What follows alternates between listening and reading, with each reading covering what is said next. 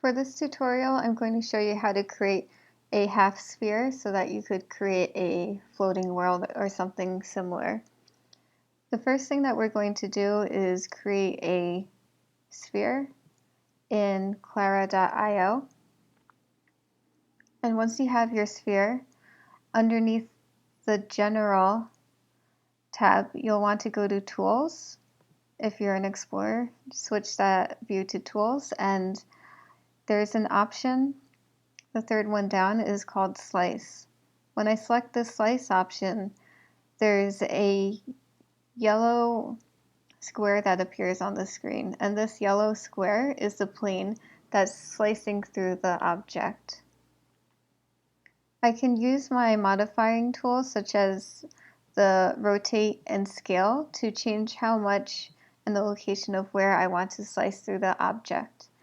So if I select the rotate tool and I rotate the yellow plane, you'll see that it's now cutting through my sphere.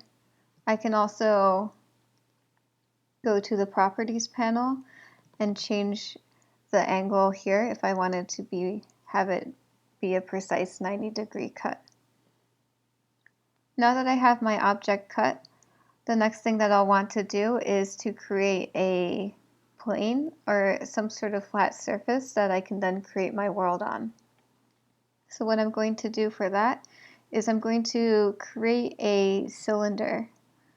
And by not changing the sizes of either the sphere or the cylinder before getting started, the default size, the default radius and diameter should be the same for both the sphere and the cylinder. Once I have my cylinder created, I'm going to go to the Properties panel on the right-hand side, and I'm going to shrink the height of my cylinder until it's at 0. And that will create a top to my sphere.